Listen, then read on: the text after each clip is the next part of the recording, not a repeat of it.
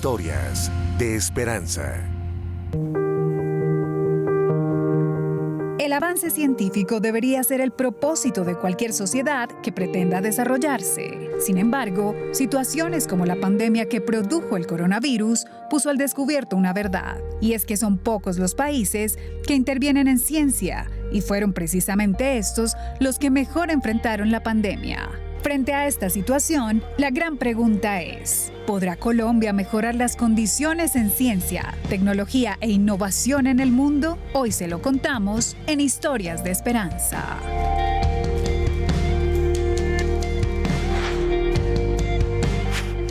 Hola, les doy la bienvenida a un nuevo capítulo de Historias de Esperanza, un espacio que ha sido creado para que ustedes conozcan sus derechos, pero también el trabajo que realiza el Congreso de la República por el desarrollo de nuestro país.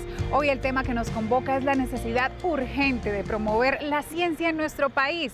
Llamamos a los directamente involucrados, los investigadores y divulgadores científicos. Convencidos de eso, queríamos como repartir ese mensaje por Colombia, porque también veíamos con preocupación que cada vez que se hablaba sobre un tema científico, las peleas terminaban en la gente diciendo como, es que yo creo. Y es que en la ciencia uno no cree, la ciencia es. Soy Elisa Chaparro Aguirre, soy bióloga, tengo maestría en parasitología y doctorado en biotecnología, pero cuando me preguntan siempre digo soy científica. Yo nací en Bogotá, pero mi mayor frustración fue que no nací en Boyacá, que soy una boyaca frustrada, que mi mamá es de Tunja y mi papá, aunque también es de Bogotá, pero crecieron en Aquitania y me parece que la gente de Boyacá es lo máximo. Mi papá, que es economista, pero que un día tenía un puesto administrativo y un día se despertó y dijo, no, quiero ser panadero, y se pensionó y se volvió panadero artesanal. Mi mamá es psicopedagoga. Mi yerbatera de cabecera es mi mamá, o sea, como si tengo que dar una conferencia sobre medicina tradicional, primero le pregunto a ella. Y tengo una hermana que es diseñadora gráfica y tengo dos hermanos pues, que ya no están con nosotros, pero pues también hacen parte de la familia. Él murió, él era músico y fue tenor y estudió música en el Bosque y fue profesor aquí en la vereda. Le enseñé a los niños a la guitarra, era el profesor de la Casa de la Cultura de Chía. Entonces, y a varias fundaciones. Yo creo que él nos enseñó a todos mucho sobre generosidad. Crecimos recogiendo feijoas, yendo a buscar en la montaña la hoja más bonita, seca, pero fue también, y pues muy en una burbujita. Cuando me preguntan qué quería estudiar, nunca dije como profesora o enfermera, ni siquiera mamá, ni nada. Yo decía, yo quiero ser pirata, yo quiero ser mosquetera. Pues porque yo quería hacer lo que yo estaba leyendo. Yo quería estar en un barco y vivir grandes aventuras. En 11 fue que dije, tengo que estudiar una ciencia pura. Pero la verdad fue como que me levanté un día y voy a estudiar una ciencia pura. Y no tenía ni siquiera referentes en mi vida, digamos, científicos, es decir, como una Marie Curie, por más de que pronto la hubiera estudiado, se había vuelto paisaje. Yo no tuve referentes y, digamos, eso es una cosa que yo trato de trabajar mucho en mi trabajo ahora, por más de que sea un referente defectuoso de pronto, pero que las niñas vean que si yo puedo ser científica, cualquier niña puede ser. Yo le doy mi profesión a toda la gente que me ha dicho que no. Hazlo bien. O sea, como tú no puedes, no, así no quisiera, ahora lo voy a hacer porque... Entonces sí, esa soy yo. Yo digo que uno tiene que escuchar sus yodas. En eso soy muy cliché, soy re geek. Entonces, mi segundo yoda fue el profesor Marín Kele, una historia y un científico fantástico. Y no podía creer que él pudiera ser mi profesor. Y él habla mucho de un instituto de investigación en Brasil. Y si una persona que yo admiraba tanto, hablaba con tanta admiración de ese instituto, pues me inspiró a mí a decir, voy a hacer una pasantía en el Instituto Butantan. El Instituto Butantan es el instituto de investigación que de hecho hace como un tercio, o sea, un número muy grande de las vacunas de Latinoamérica, no solo para ahorita, digamos, para el coronavirus, sino también para la gripa, pero también son fuente de investigación básica, que es fundamental, que es lo que va a dar paso a otro montón de cosas. Entonces llego a Brasil y mi jefe me dice, ¿y por qué no trabaja con 100 pies? Y empecé a buscar artículos desesperada y empecé a encontrar un montón de artículos en chino y en coreano.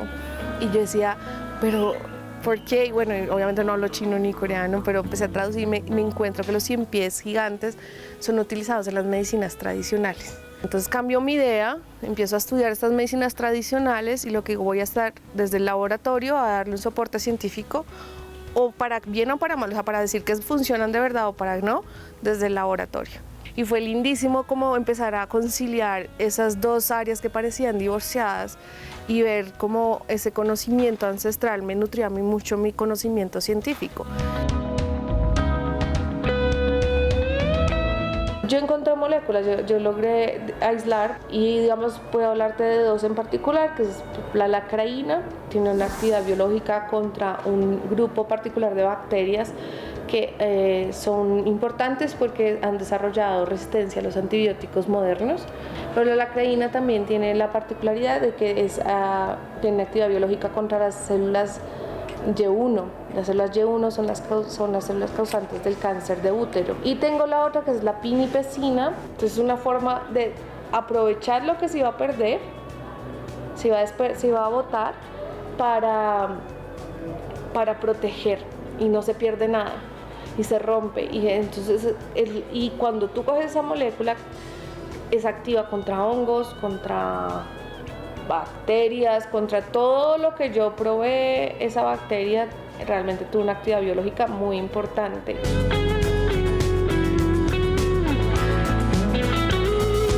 En Colombia y en Latinoamérica ser científico es un privilegio y no debería ser un privilegio porque no somos científicos.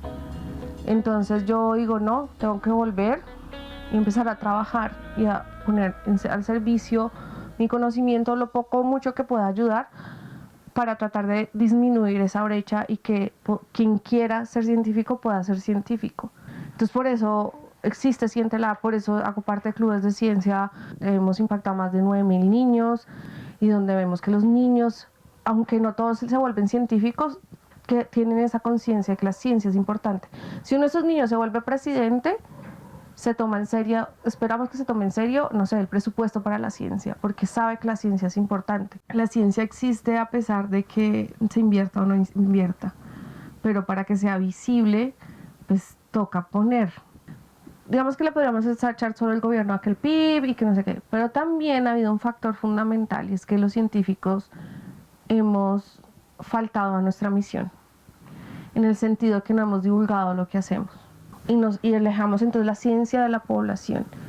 Y como la ciencia se supone que tiene que existe para mejorar la vida de esta, y si no hay un diálogo, entonces ¿cómo va a crecer? ¿Cómo vamos a avanzar? Cuando logramos mantener ese diálogo abierto entre científicos y la comunidad y realmente ponemos el servicio, nuestro conocimiento para la comunidad, la ciencia crece independientemente de quién esté en el poder. Y va a entrar un factor muy importante ahí, que era la política. Y la ciencia, por más de que es un factor político, si se desvirtúa con politiquería, se pierde. Son inversiones a largo plazo. Y como acá no hay continuidad, y como todo el tiempo estamos peleando, y es que el gobierno que viene ese es el que sabe y el otro no sabía nada, con la ciencia eso no funciona. No digo que el ministro tenga que ser un científico, pero que sí entienda de ciencia y que entienda las implicaciones de la ciencia en la sociedad.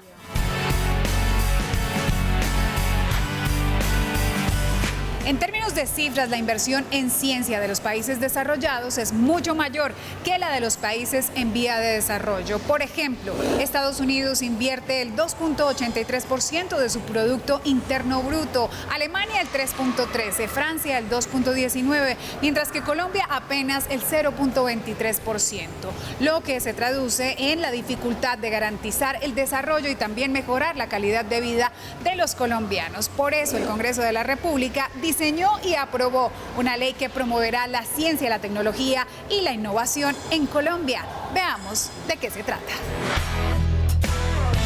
Senador, bueno, muchas gracias primero que todo por abrir estos espacios de discusión con la comunidad científica de Colombia. Le quiero preguntar sobre la ley spin-off y cómo esta influenció o inspiró la creación del Ministerio de Ciencia, Tecnología e Innovación en Colombia.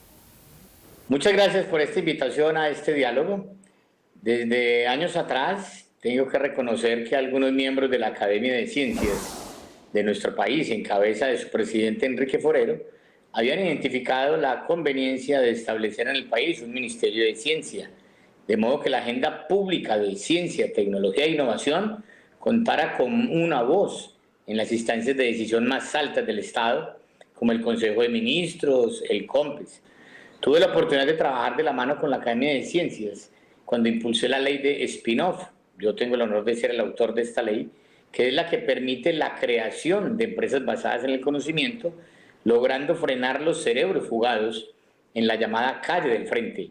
Esto me permitió conocer la importancia y la necesidad de dar el paso institucional hacia la creación del Ministerio de Ciencias, que hoy es una realidad, pero también de entender que afuera no nos están esperando, que afuera no nos dan ventajas y que estamos en la sociedad, en la economía, en la era del conocimiento, en un mundo eminentemente competitivo. ¿Qué cree usted que el gobierno espera de MinCiencias? Todo gobierno esperará que el Ministerio de Ciencias tenga impactos claros y medibles sobre el bienestar de los colombianos y que los ciudadanos lo perciban como una institucionalidad útil para dar respuesta a sus necesidades en materia de desarrollo, de productividad y de competitividad, y en general de acceso a los beneficios que la ciencia y el conocimiento ofrecen a la humanidad. ¿Qué podría esperar la ciudadanía del Ministerio de Ciencias? Aparte de acercar al país a la realidad mundial del conocimiento como factor de producción, el Ministerio debe permitirle a los colombianos acceder a la riqueza que puede generar el conocimiento científico. Además, es una institucionalidad fundamental para adelantar agendas intensivas en nuevo conocimiento y nueva tecnología, como son la sostenibilidad ambiental, la transición energética, la producción limpia y el uso sostenible de nuestros recursos naturales. Llevar la ciencia a todos los rincones de Colombia. Senador, muchas gracias por este espacio, muchas gracias por este momento de comunicación con la comunidad científica. Esperamos que la mantengamos en el futuro. A ustedes muchas gracias, un convencido siempre de academizar la política, de cientificar la política. Bien, hasta aquí la primera entrega de Historias de Esperanza, pero no se vayan porque viene una segunda historia que nos contará de qué manera el Congreso se solidariza con las víctimas del conflicto en Colombia. Ya regresamos.